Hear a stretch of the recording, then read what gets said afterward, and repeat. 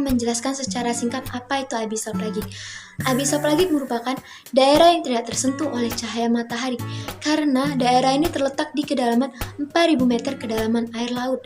Di kedalaman ini tidak ada satupun jenis tumbuhan yang bisa hidup. Akan tetapi masih ada beberapa jenis hewan yang bisa atau bertahan hidup di kedalaman 4.000 meter kedalaman air laut ini.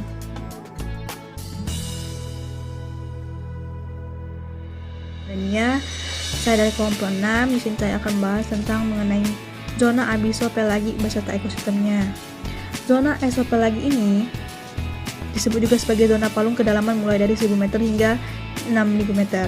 Biota yang hidup di zona ini mengalami kegelapan karena tidak ada cahaya, suhu dingin dan tekanan air yang sangat tinggi. Hewan-hewan di sini juga berbagai macam, hingga hewan-hewan yang jarang dilihat oleh manusia dengan menggunakan mata telanjang.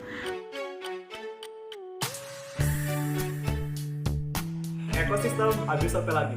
Seperti yang telah dijelaskan oleh teman saya sebelumnya, bahwa abisopelagik itu adalah lapisan yang terdapat di kedalaman hampir mencapai 4.000 meter di atas permukaan laut. Artinya di dalam zona tersebut tidak terdapat lagi tumbuhan yang tumbuh di dalamnya. Kemudian untuk cahaya hal ini disebabkan karena cahaya matahari tidak mampu masuk di kedalaman tersebut. Oleh karenanya habitat-habitat yang ada di sana atau hewan-hewan yang ada di zona ini cenderung memiliki sifat yang mampu bertahan di daerah ekstrim, memiliki alat bantu penglihatan seperti sinar lampu yang ada di ujung kepalanya yang berfungsi untuk penglihatan pada zona ini. Itu saja mungkin, dan selanjutnya akan dijelaskan oleh rekan saya terkait bagaimana lapisan abisopelagik. Nah, perlu diketahui bahwa kehidupan di abisopelagik berbeda dengan kehidupan di lapisan laut lainnya. Di kehidupan abisopelagik itu rata-rata makhluk hidup yang menunggunya adalah makhluk hidup yang mampu bertahan pada keadaan yang ekstrim, di mana mereka tidak lagi membutuhkan tumbuhan dan cahaya matahari untuk bertahan hidup. Lapisan abisopelagik adalah kehidupan di mana makhluk hidup itu memiliki penglihatan yang tidak setajam makhluk hidup yang ada di lapisan lainnya. Sedangkan untuk makhluk hidup penunggu lapisan abisopelagik itu seperti ikan pemancing yang tadi sudah dijelaskan teman saya di bagian ekosistem lapisan abisopelagik. Nah, ikan pemancing ini memiliki lentera tambahan di kepalanya, yaitu yang akan bersinar di kegelapan. Ini fungsinya adalah untuk menarik mangsa. Nah, sedangkan untuk hewan-hewan lainnya itu berbeda dengan hewan yang ada di lapisan atas. Mengapa demikian? Jika di lapisan atas, hewan-hewan itu bervariasi dengan warna-warninya.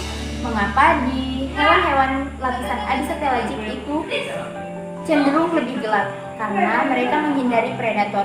Sedangkan untuk mereka hidup dan bertahan hidup di lapisan dalam, karena sudah dijelaskan tadi, pada ekosistem lapisan abisopelagik tidak ada lagi tumbuhan dan cahaya matahari yang menembusnya.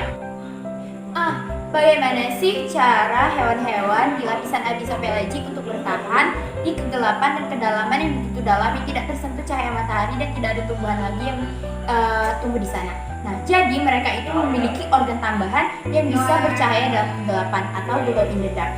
Jadi mereka memanfaatkan itu untuk mencari mangsa dan memanfaatkan itu juga untuk bertahan hidup dalam kegelapan.